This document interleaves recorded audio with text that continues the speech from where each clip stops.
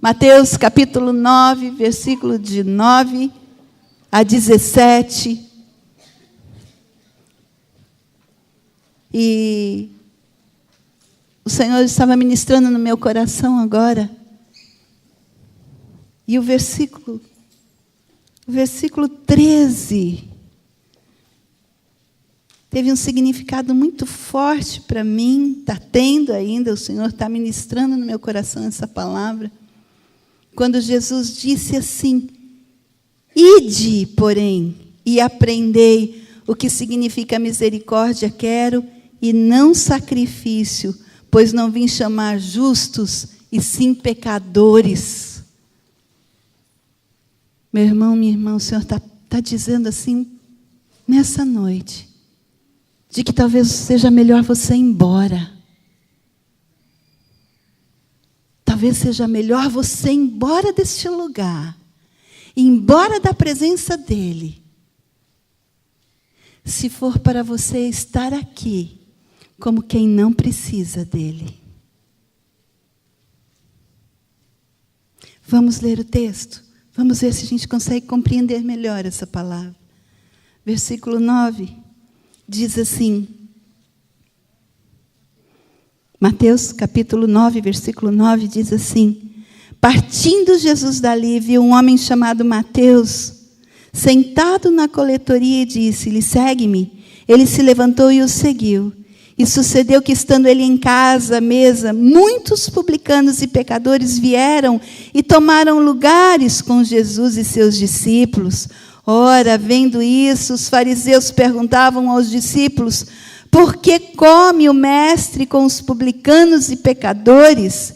Mas Jesus, ouvindo, disse: os sãos não precisam de médicos, e sim os doentes. Ide, porém, e aprendei o que significa misericórdia quero, e não holocausto, pois não vim chamar justos, e sim pecadores ao arrependimento. Vieram depois os discípulos de João e lhe perguntaram: por que jejuam nós e os fariseus muitas vezes, e teus discípulos não jejuam? Respondeu-lhe Jesus: pode acaso estar triste os convidados para o casamento, enquanto o noivo está com eles? Dias virão, contudo, em que lhes será tirado o noivo, e nesses dias hão de jejuar. Ninguém põe remendo de pano novo em veste velha, porque o remendo tira a parte da veste e fica maior a rotura. Nem se põe vinho novo em odres velhos. Do contrário, rompem-se os odres, derramam-se o vinho e os odres se perdem. Mas põe-se vinho novo em odres novos, e ambos se conservam. O salmista dizia assim: eu não me exercito em grandes assuntos e nem em coisas elevadas para mim. Ele diz assim: por certo, eu fiz calar e sossegar na minha alma, qual criança desmamada para com sua mãe. Assim é minha alma para contigo. Às vezes a gente vem para a igreja ou para as coisas de Deus, achando que, puxa vida, o que mais vai poder ser revelado para mim? Do que mais eu vou poder ter conhecimento? Já conheço bastante, já conheço quase tudo. Esse coração não agrada ao Senhor. Os fariseus, esses que se aproximaram de Jesus e quiseram perguntar por que ele comia com publicanos e pecadores, eles chegaram e disseram para Jesus e começaram a indagar as coisas que Jesus fazia. E Jesus disse para ele: olha, ide, vai embora. Ide, vai, e vai aprender o que significa misericórdia quero, e não sacrifício. Porque o Senhor veio buscar e salvar aqueles que necessitam de ser salvos, aqueles que entendem que são doentes e que precisam buscar ao Senhor. Eu tenho para mim que nessa noite, se estamos aqui, é porque temos essa necessidade, temos entendido essa necessidade. Senhor, eu preciso de Ti. Senhor, eu preciso, a minha alma tem necessidade de Ti. Eu preciso conhecer o Senhor, eu preciso saber qual é a Tua vontade, qual é o Teu desejo, porque eu preciso ser sarado, eu preciso ser curado, eu preciso ser compreendido. Às vezes, e o que eu quero falar com vocês, e pastor, foi muito interessante hoje, a minha preparação do sermão, porque nós nunca fizemos isso. Ele ia ditando, ele ia escrevendo, ele ia falando, bem baixinho assim, bem baixinho, que ele não está falando. E eu ia escrevendo, falei, quando foi, acho que umas 10 horas, 11 horas da manhã, ele chegou à conclusão mesmo que não ia dar para ele pregar. Aí, então, ele disse, Lu, vai ser você. Aí eu falei, mas, bate, como diz o gaúcho. E agora, né? Aí eu falei, então vamos me ajudar a preparar o sermão. O que você gostaria de dizer? O que você ia dizer para a igreja? Ele falou, eu estava pensando numa ideia assim, assim, assim, e eu queria estar falando com a igreja sobre religiosidade, sobre o perigo de ser uma pessoa religiosa. E aí ele foi falando, e eu fui anotando, fui escrevendo, e os irmãos vão estar aplicando ao coração de vocês, e a gente entrou em concordância ali, nessa preparação, conversando, foi muito gostoso. Foi muito bom pensar que vir para a igreja, estar sentado neste lugar, não significa ter uma vida cristã. Não significa estar andando da maneira como o Senhor gostaria que nós andássemos. Precisamos avaliar aquilo que nós somos e as decisões que tomamos, e a maior de todas as decisões, que foi a decisão de aceitar o Senhor Jesus em nossa vida para nos mudar de forma inteira e não parcial. Porque é perigoso sermos somente religiosos e não termos tomado posse da vida de Cristo em nossas vidas. A religião, ela nos torna pessoas que são como um sepulcro caiado, revestido por fora. O pastor contou, nós fomos para uma cidade chamada Mucugê, na Bahia, no sertão da Bahia, lá em Chapada Diamantina, e tinha ali um cemitério, que era um ponto turístico. Nós andamos, sei lá, acho que 5 horas de estrada de terra, e quando chegou lá, o meu cunhado queria ver um cemitério. A gente ficou até meio assim perdido, né? Mas tanta viagem para ver um cemitério. E era o único cemitério gótico da América Latina, sei lá o que era aquilo. E ele era todo pintadinho de branco, tinha uns formatos assim interessantes. Aquilo era assim, até meio bonitinho de se olhar, mas era sepulcro. Estava pintadinho de branco, mas era sepulcro. Estava tudo revestido, tinha os formatos bonitos, mas lá dentro tinha morte, tinha cheiro de morte, a aparência era de morte. Eu não queria ficar naquele lugar, já estava escurecendo, eu queria logo ir embora. Vamos embora, porque agora a viagem para voltar vai ser mais de 3 horas, 4, sei lá, de viagem. Eu não queria ficar ali. Não era uma praia, não era um lugar gostoso. Era cemitério. Muitas pessoas são assim. Se vestem de religiosidade. Se vestem de crente. Adoram. Mas por dentro está fedendo, está nojento. Não trata, não conserta, não muda. Jesus não é religião. Jesus é um estilo de vida. A religião, ela só veste e te pinta, mas transformar e mudar aquilo que está enraizado, que você construiu uma vida inteira, desde criança, mudar isso de dentro de você, a religião nunca vai conseguir fazer. Ela nunca vai conseguir. Ela não tem poder para isso. Ela não tem poder para fazer uma esposa se calar quando o marido está nervoso e está brigando com ela, e se calar, e se aquietar, e esperar no Senhor, até o momento que a coisa vai acalmar, e depois ela chegar com uma voz de autoridade, com a voz do Espírito Santo, que vai fluir dos lábios dela, e dizer, você estava errado. Não é assim que age. Não é dessa maneira que se comporta.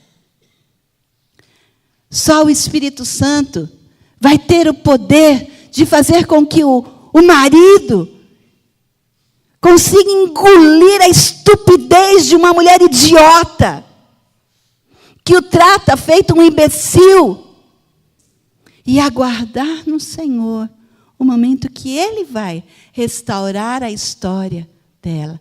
Lembra daquela mulher, Abigail, que quando Davi estava perto ali da fazenda de Nabal, seu marido, ele chegou e pediu para que Davi pediu para que pudesse alimentar ali o exército dele, os soldados que estavam ali, e Nabal disse: não, eu não vou alimentar ninguém, não vou alimentar nenhum vagabundo, eu trabalho, e com a força do meu trabalho é que eu conquistei isso que eu tenho hoje, eu não vou ficar dando comida para ninguém. E Davi se irritou, e Davi se zangou, e Davi ia matar o Nabal. Então Abigail foi lá e preparou aquela comida, e ela fez aquilo tudo direitinho e chegou até Davi e disse assim: não ligue para o meu marido, Nabal é o seu nome e assim ele é, um idiota, um imbecil. Não vai sujar a sua mão com o sangue dele. E aí aquela mulher, então, de uma forma muito sábia, muito estratégica, ela trouxe a comida para Davi, apaziguou o coração de Davi, e Davi não se levantou para matar o seu marido, nem ali os seus servos. Quando ela voltou para casa, o marido dela estava bêbado, estava embriagado. Ela não foi tirar satisfação, ela não chegou e falou para ele: olha, por um triz a gente teria morrido, se não fosse por mim. Não, ela não era uma mulher religiosa somente, ela sabia a hora de agir. Quando o fogo do vinho passou na vida daquele homem, depois, mais tarde, ela chegou no dia seguinte, e aí então ela disse: estávamos à beira da morte, eu fui lá enfrentar o exército de Davi, e ele por pouco teria matado você. Passado 10 dias, aquele homem morreu. Ela foi liberta daquela situação. Quando o Senhor Jesus é para nós um estilo de vida, nós não estamos preocupados com a reputação que nós temos, nós não estamos preocupados com o que as outras pessoas estão olhando e vendo a respeito de nós, nós estamos preocupados em andar e caminhar dentro da vontade dEle. Alguns perigos que a religiosidade nos cobre, nos cerca e nos pinta caiados. Primeiro deles, o que ela nos faz? Ela embaça os nossos olhos. E aí eu não consigo olhar para mim mesmo e ver quem eu sou. Você consegue olhar para você e enxergar?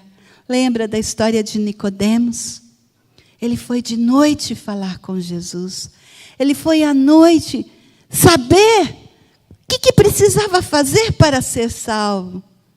Aí Jesus disse para ele: Nicodemos, você precisa nascer de novo. Nicodemos disse: como pode uma criança voltar ao ventre de sua mãe, um homem velho voltar ao ventre e nascer de novo? Ele falou assim: eu não estou falando de coisas materiais, Nicodemos. Eu estou falando de coisas espirituais. Você consegue entender o que eu estou falando?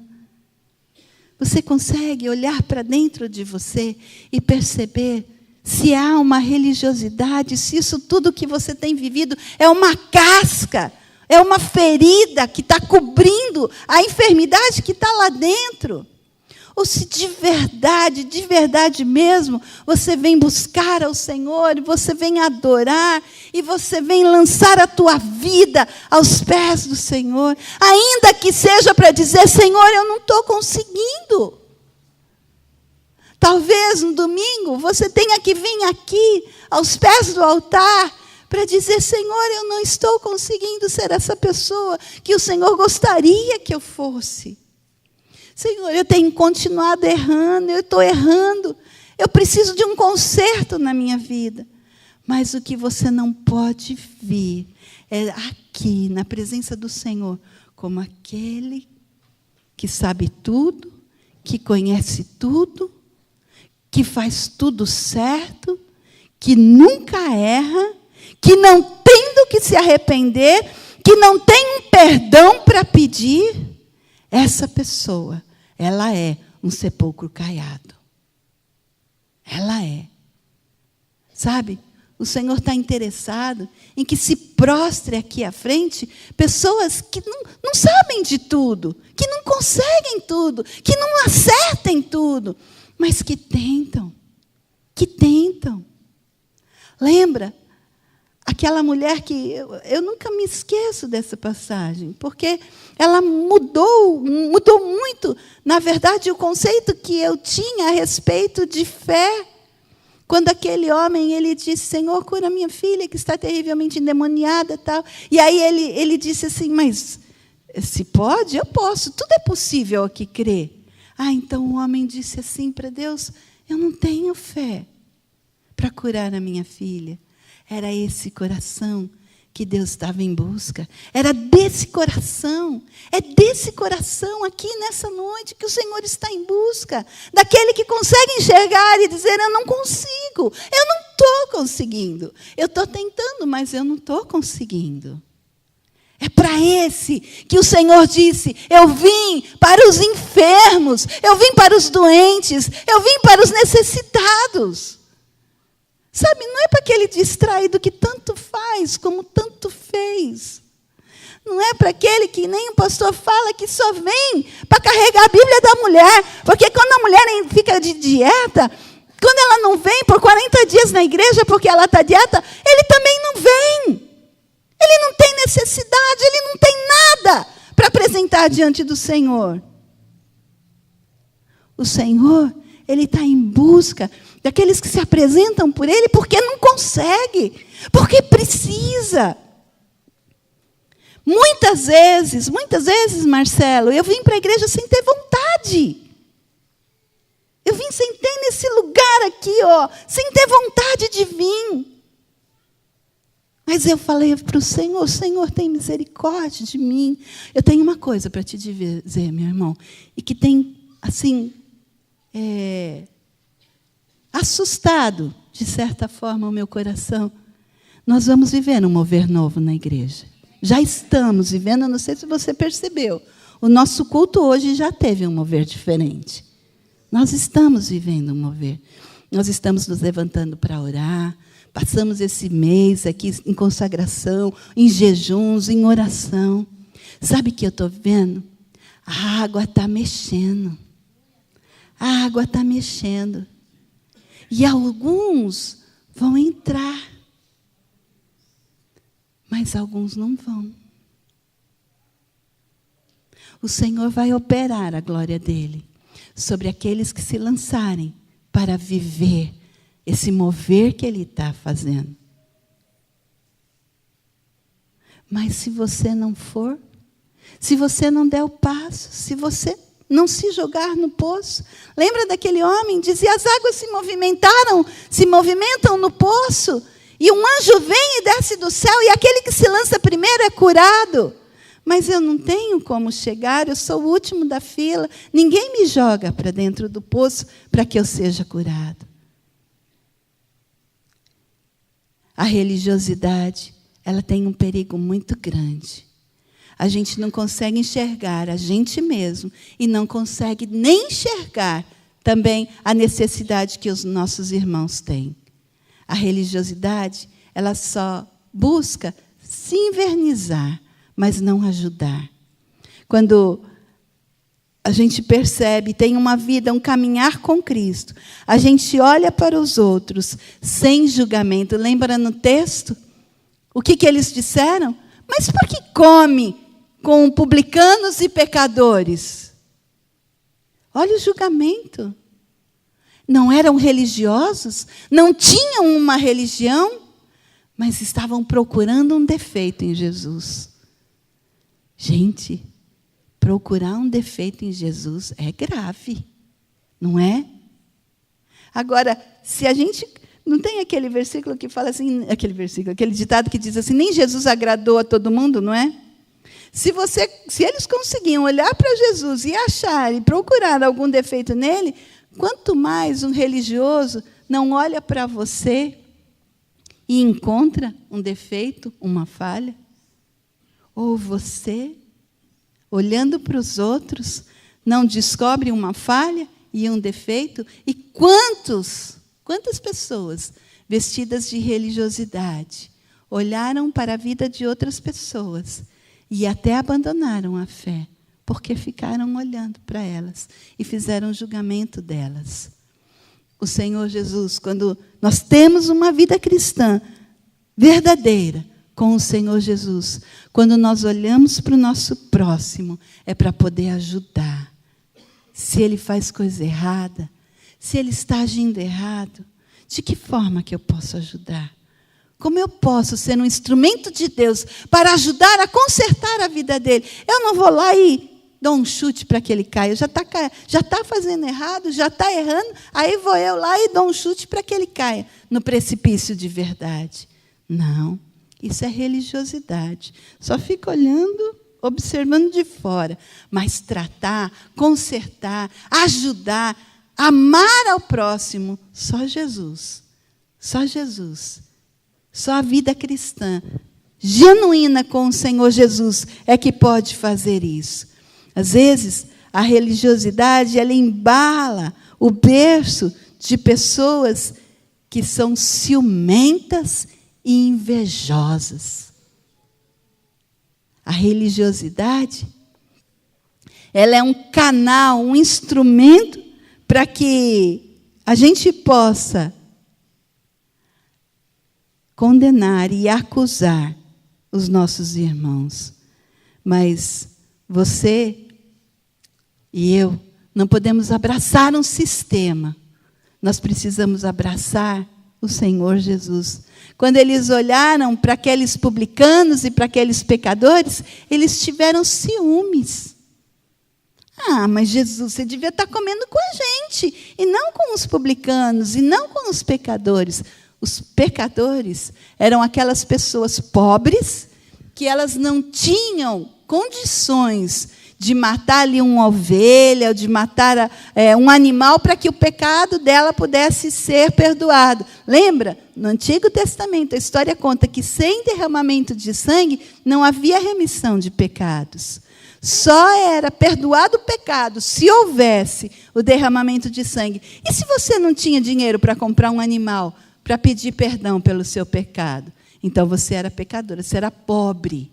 Você era pobre. Não tinha lugar, não tinha direito. Os publicanos eram os cobradores de impostos, que não eram honestos. Você já pensou, se você passasse em frente à churrascaria, tem Dalgril, vai, que é a única que veio na minha mente, Vivano, vamos melhorar, né? Vivano. Passasse ali na churrascaria de São Caetano e visse Jesus comendo com Paulo Maluf? Hã? Lula aí, ó. Lula. Hã? Meu Deus, olha só.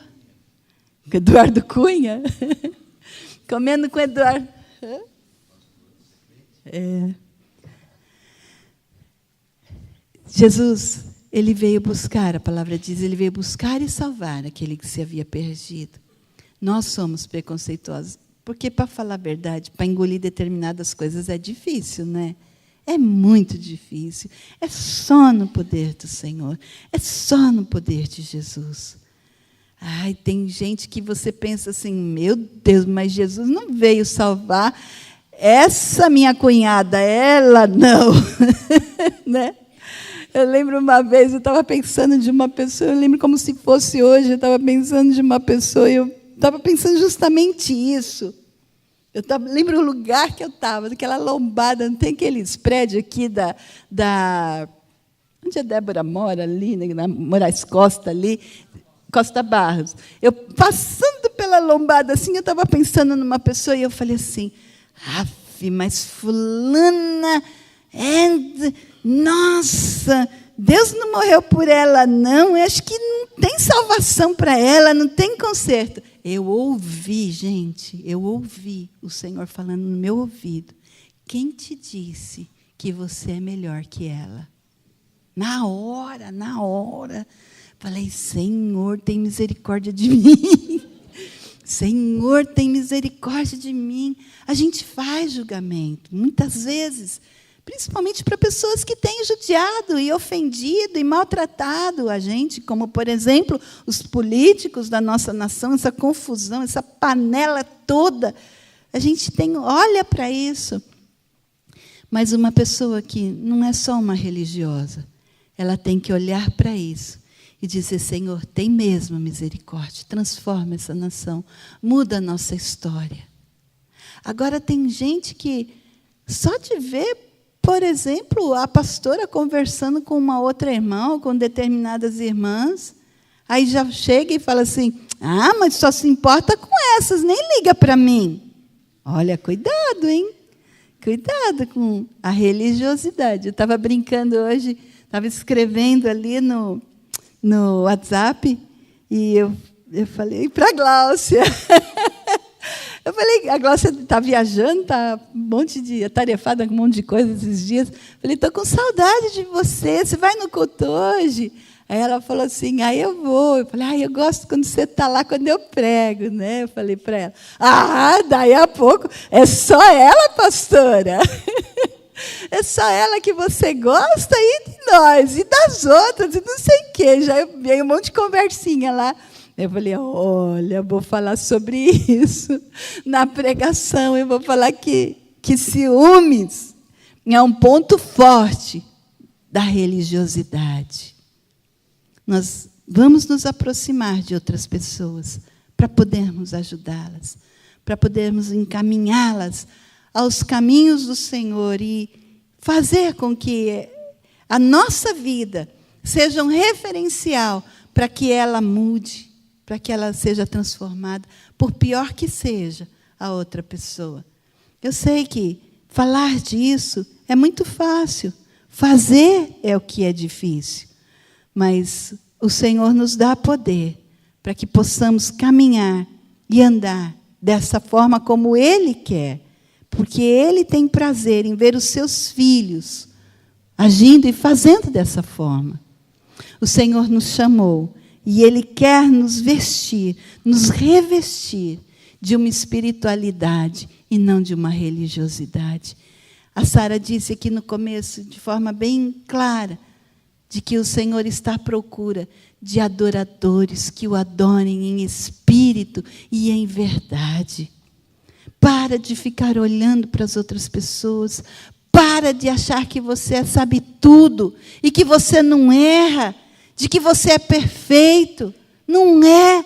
Todos nós temos áreas das nossas vidas que precisam ser consertadas, que precisam ser tratadas. Mas é muito importante apresentar isso diante do Senhor para uma transformação, não querer invernizar, não querer fazer uma coisa para compensar a outra, fazer uma bondade para compensar a outra. É muito perigoso, é muito perigoso. Tem pessoas que se vestem de um ministério e se encaixam naquele ministério de tal forma que ela se vê naquela forma, mas por dentro dela, ela não teve uma transformação, ela não foi tratada, ela não foi moldada, ela só tem se encaixado na vida da igreja, mas por dentro é um túmulo, não nasceu de novo, não compreendeu sobre a vida eterna.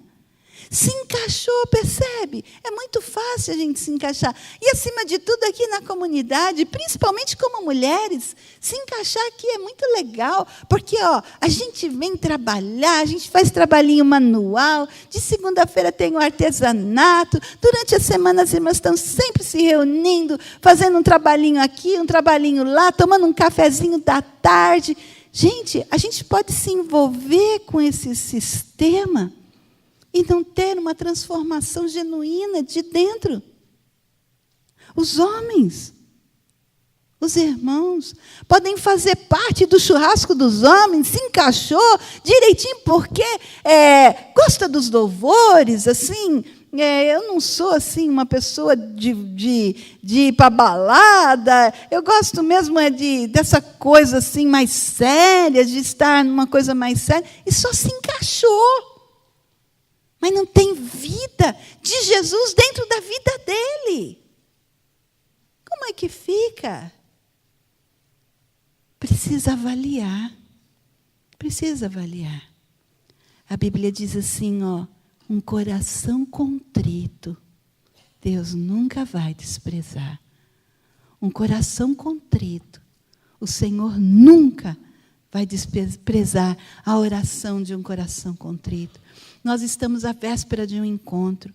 Quem são as pessoas que vão para o encontro? Levanta a mão. Olha, é quase a igreja toda, é bastante gente.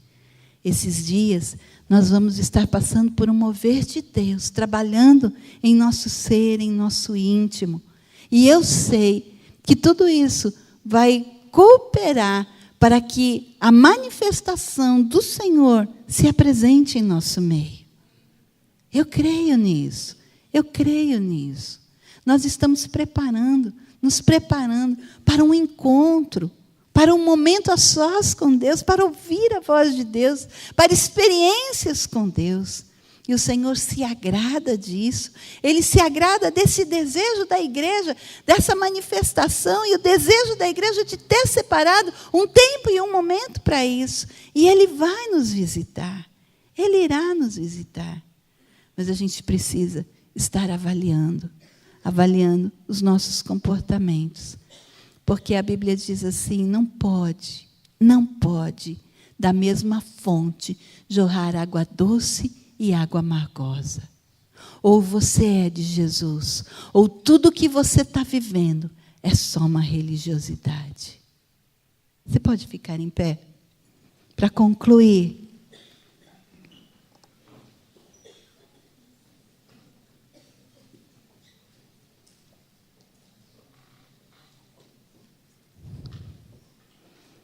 O texto diz assim, não se coloca vinho novo em odres velhos. Abrir mão de valores religiosos para uma nova vida com Cristo. Paulo, ele diz assim que ele considerou tudo que ele sabia, tudo que ele tinha aprendido. O texto diz que ele foi criado aos pés de Gamaliel, que ele conhecia da lei, a vida dele tinha sido dedicada para o conhecimento da lei, da palavra, da verdade, do Velho Testamento, das práticas, dos costumes do Velho Testamento.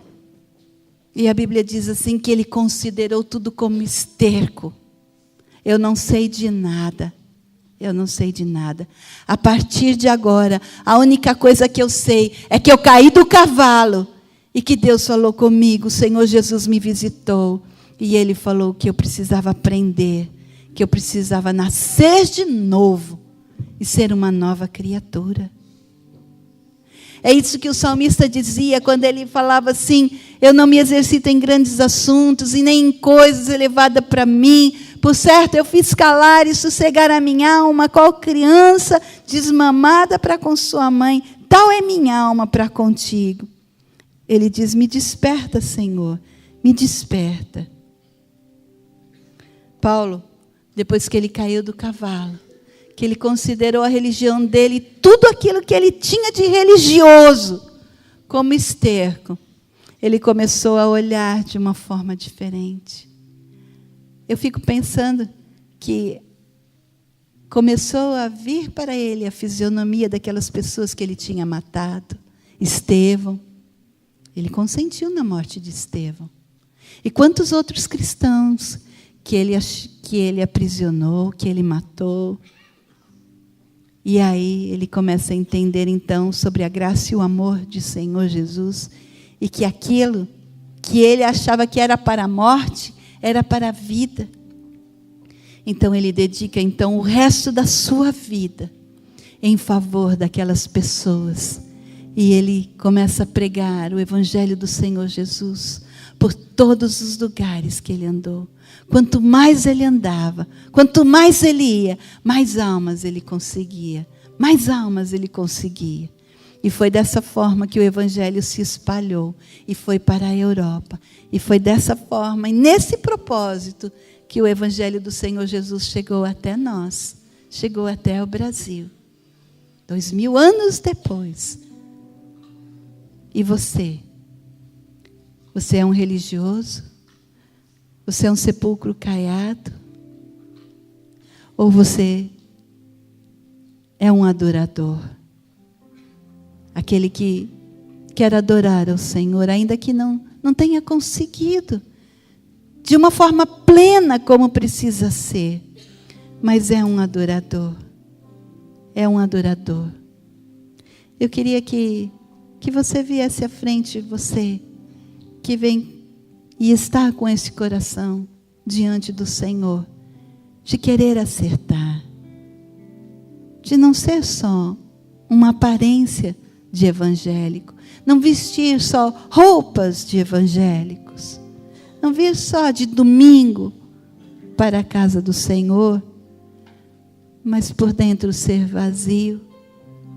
Eu queria convidar você a vir à frente, você que quer declarar que precisa do Senhor Jesus de uma forma plena e completa, que quer acertar todas as vezes, você que quer ser transformado, você que quer ser mudado, você que quer ser moldado, você que precisa, eu quero, Senhor, trata da minha vida, conserta, Senhor, aonde eu estou errando, aonde eu estou falhando, Senhor.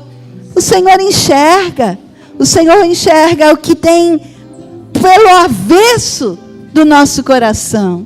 Ele não olha o exterior como nós olhamos, porque o exterior qualquer um pode ver, mas o que está dentro do teu coração, o que está dentro do nosso coração, só o Senhor pode ver. Você que está aqui, você está dizendo assim, eu quero acertar. Senhor, me ajuda a acertar. Me ajuda a consertar. A palavra diz assim, que aquele que confessa o seu pecado e se arrepende, encontra a misericórdia do Senhor. Aquele que confessa e se arrepende, encontra a misericórdia do Senhor. Assim nós somos. Assim eu sou. Eu preciso do conserto do Senhor.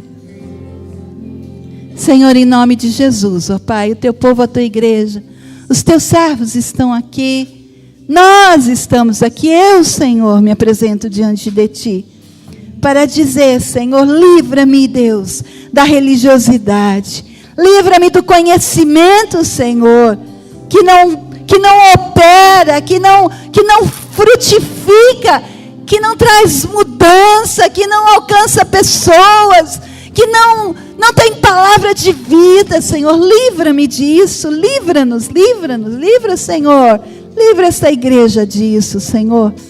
Que o teu povo se apresente diante de ti de uma forma verdadeira, de uma forma transparente.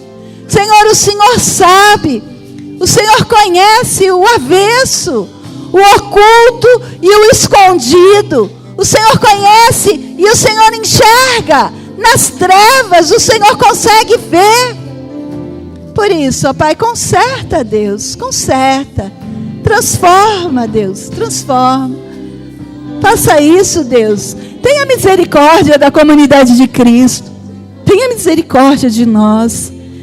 Tenha misericórdia, Pai, em nome de Jesus.